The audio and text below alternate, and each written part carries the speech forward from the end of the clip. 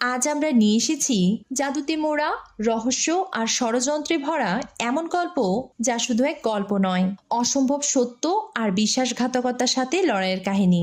বিশ্বাস, আত্মত্যাগ আর জাদুময় লড়াইয়ের এমন গল্প হয়তো আপনি কমই শুনেছেন। তাহলে চলুন গল্পটি শুরু করা যাক। এই গল্পের শুরু একটা অনাথ ছেলে ভ্যালেন্টিনকে নিয়ে, যে জাদু শেখার নেশায় এসেছে এক জাদুর নগরীতে, যেখানে শক্তিশালী এক জাদুকর বাস করে, মাস্টার অ্যাম্ব্রোসিয়াস। কিন্তু পুরো শহর যেন নিস্তব্ধ। লোকালয় পেরিয়ে বাজারে আসতেই সে বুঝতে পারে পুরো শহরে ইঁদুরের উপদ্রব বেড়েছে, আর এই ইঁদুরের কারণে সবকিছু প্রায় বন্ধ হতে বসেছে।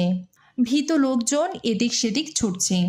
এর মাঝেই ভ্যালেন্টিন এক লোকের কাছে মাস্টার অ্যাম্ব্রোসিয়াসের খোঁজ করে, কিন্তু লোকটি তাকে বলে এই মুহূর্তে তাকে খুঁজে পাওয়া সম্ভব নয়। ভ্যালেন্টিন কিছুটা হতাশ হয়ে পড়ে, আর এই সুযোগে সেখানে বসে থাকা এক ছেলে ভ্যালেন্টিনের ব্যাগের দিকে ঝাঁপিয়ে পড়ে। আর ভ্যালেন্টিন কিছু বুঝে ওঠার আগেই সেই ছেলে তার ব্যাগ নিয়ে পালানোর চেষ্টা করে। এদিকে তাদের চিৎকার শুনে দুইজন পুলিশ সেখানে দৌড়ে আসে, কিন্তু তারা আসল চোরকে না ধরে ভ্যালেন্টিনকে ধরে ফেলে। তখন ভ্যালেন্টিন হঠাৎ অজ্ঞান হওয়ার অভিনয় করতে শুরু করে। পুলিশেরাও সংক্রমণের ভয়ে তাকে ছেড়ে দেয়, আর এই সুযোগে সে সেখান থেকে পালিয়ে যায়। এরপর গল্প চলে আসে সেখানকার রাজপ্রাসাদে। সবাই বেশ চিন্তিত। এদিকে প্রাসাদে ইঁদুরের উপদ্রব শুরু হয়েছে। ঠিক তখনই সেখানে উপস্থিত হয় জাদুকর অ্যাম্ব্রোস। তার শক্তি এতটাই প্রভাবশালী যে গোটা নগরের ভাগ্য তার জাদুবিদ্যার উপর নির্ভরশীল।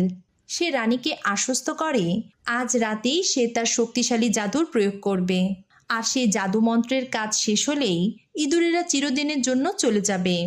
এরপর গল্প আবার ফিরে আসে ভ্যালেন্টিনের দিকে। ভ্যালেন্টিন এই নীরব নিস্তব্ধ শহরে এক রাস্তার ধারে বসে আছে, আর তার পাশেই ছিল একটা পুরনো পাথরের মূর্তি। মূর্তিটি কোনো এক মেয়ের, যার চোখ দিয়ে কোনো এক রহস্যময় কারণে পানি গড়িয়ে পড়ছে। ভ্যালেন্টিন সেখানেই বসেছিল, হঠাৎ একটা পোস্টার তার দিকে উড়ে আসে। সেখানে লেখা ছিল জাদুকর অ্যাম্ব্রোস একজন নতুন শিক্ষানবিশ ও সহকারীর খোঁজ করছে। এটা দেখে ভ্যালেন্টিনের মধ্যে নতুন আশার সঞ্চার হয়।